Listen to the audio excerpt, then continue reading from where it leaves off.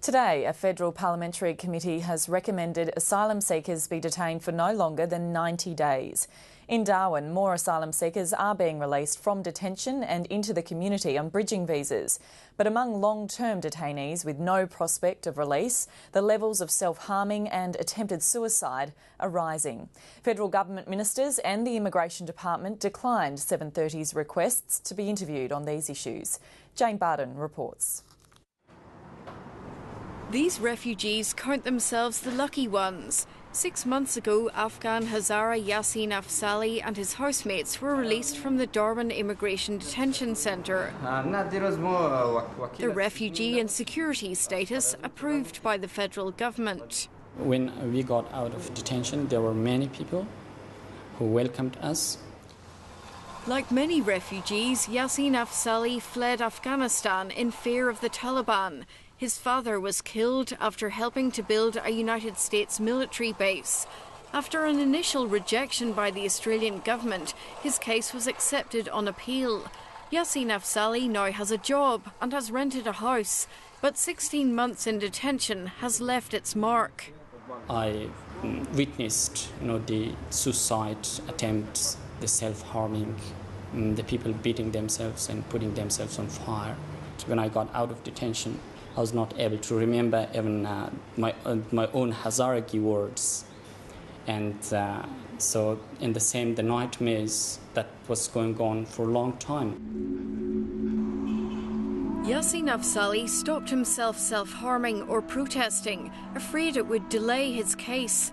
He says friends who could not stop themselves were then moved to other centres. The government says for operational reasons. Just 1 year, 2 years, people stay here. What for? Everyone is angry, everyone is... Some of them were regretting what they are doing, but they were not able to control themselves. 2 of them, that they are, held more than 2 years. They are in Christmas Island. They are really suffering. Burmese Rohingya refugee MOHAMMAD FUROK is also relishing life out of detention. While he's job hunting, he's worried about other Burmese from his hometown.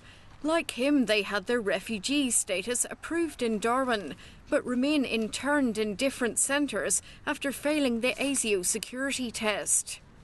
In detention, everybody is upset because they're not sure when they're released in detention.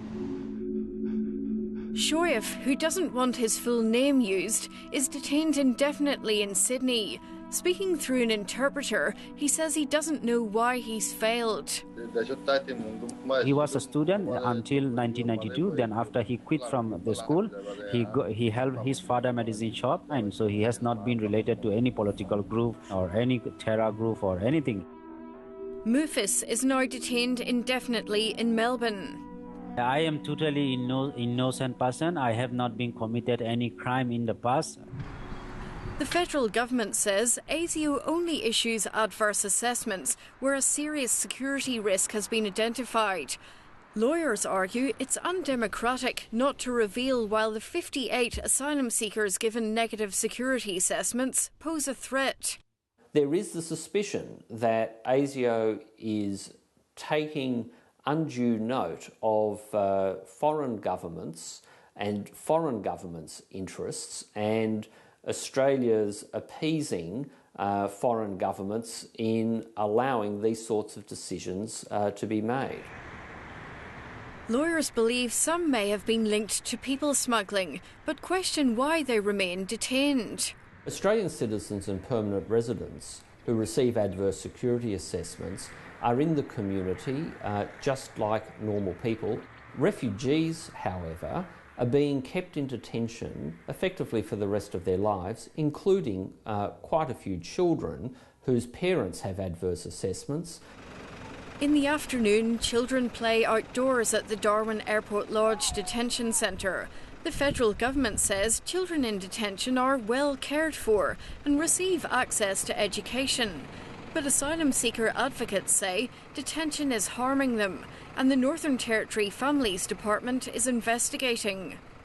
There have been children taken from this detention centre to hospital after attempting suicide, so certainly there are children who are already traumatised. There are children as young as 6 being held in this detention centre who are unaccompanied minors. So we're going to be focusing on a persuasive text today in class. Yasin Afzali works as a school bilingual officer with asylum seeker children on day release from the airport lodge. And this could be something that you could assist them with. He says because they're transferred from centre to centre, they have little opportunity to learn. They have more worries, more difficulties than the other mainstream students. If they stay, in a class for a term, so it's better for them. They can get at least something. But if they are for a week, they can't get anything. Yasin Afzali's Afghan Hazara friend, Liaquat Yawari, has been released after 2 years in detention on a bridging visa. He's waiting for his ASIO security check. Liaquat Yawari says his release on conditions including not being allowed to drive are a challenge. When I was in Afghanistan, I was a fitter and turner, welder, and I work in mechanic as well. But I want to continue that, my previous job, but they said you are not able to do because you have a bridging visa, and because of that, now I am working in a recycling company. The federal government says 1,600 asylum seekers have now been moved out of detention, 600 of them on bridging visas. The bridging visas in the community, they are giving hope now that these people can be out of those hells. But 3,500 adults and 500 children are still detained. The federal government says it's trying to get them out in as little time as possible. But Yasin Afzali says most are spending too long in detention. Community detention is a better idea. They can get texts from these people, they can work, they can support their families. The Red Cross has estimated the cost of housing an asylum seeker in the community while their application is processed as being 1/10 of the cost of keeping him or her in detention.